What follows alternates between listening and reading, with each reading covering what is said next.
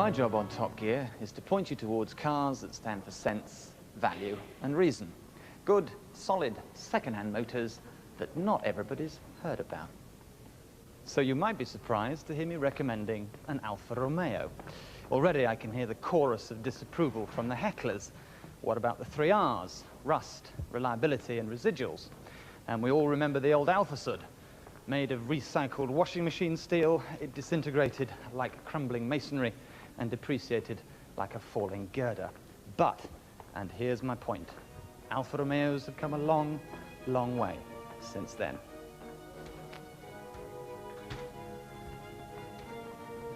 And the 164 ranks as Alfa's finest sports saloon.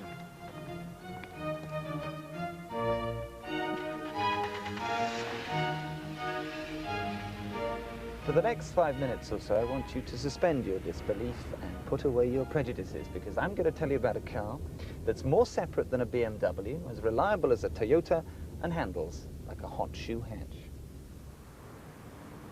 And since used car buyers have always fought shy of Alfas, they're not that pricey either.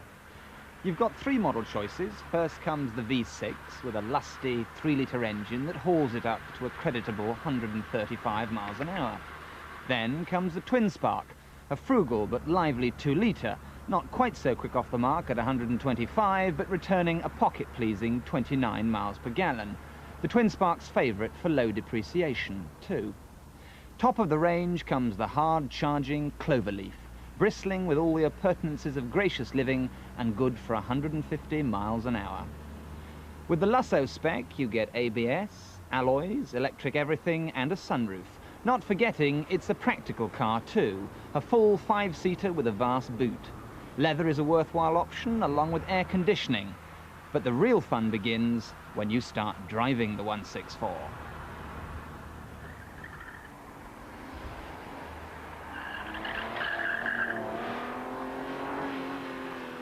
Few big cars handle with as much poise and pliancy as Alfa's flagship. With front-wheel drive and all-independent suspension, it's a perfect honey to bustle through the bends. A disarming cocktail of grunt, grip and gusto, the 164 talks, communicates and involves you. But don't try a high-speed balletic routine like that unless you've a private car park of your own.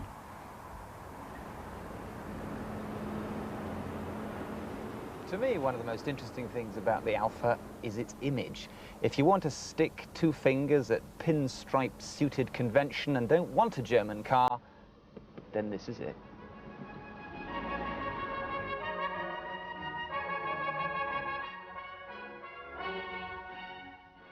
Such a pretty car as well. Sculptured Pininfarina lines give it a cerebral designer image, a sort of thinking man's BMW. A thoroughly happy blend of classic engineering and Italian style.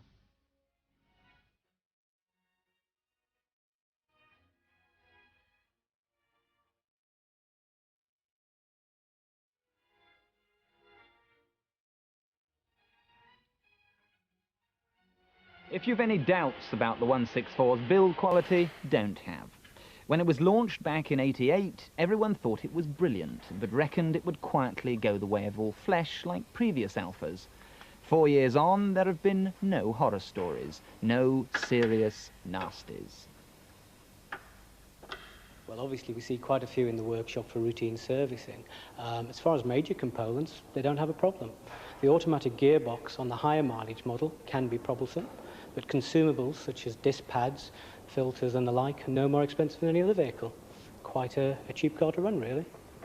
An interim service will set you back £60 and a 12,000 mile going over around 145.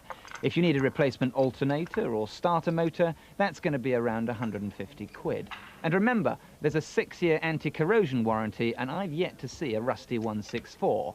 But don't take my word, listen to a satisfied owner. Well, I had my 164 3 years ago, and since then we've done 104,000 miles together. I bought it because of the shape, which Pininfarina I think is one of the best designs in the world. The colour, I enjoy this colour. The car itself gives me enormous pleasure to own. It looks good and it makes me feel good. It's been reliable, good warranty. We've had no problems with the economy, 24 plus miles per gallon. I usually am very heavy with brakes, brake pads especially. And this, for example, 86,000 miles before we change the rear pads. And the best thing of all about this car is the engine. I mean, you don't need a CD player when you've got an Alfa Romeo. You've got a musical engine that's worth its weight in gold. Another turn-on is the price. A low-mileage twin-spark on the G could be sitting in your garage for less than 8,000, while the odd rare Cloverleaf pops up at under 13 grand. A decent F-plate 164 starts at as little as 4,500. To my mind, that's an awful lot of car for the money. In fact, it's the Italian big car bargain. So, the 164 makes a fine second-hand buy, but I'd go even further than that. I would say that a properly maintained 164 can last as long and look as good as a Mercedes or a BMW.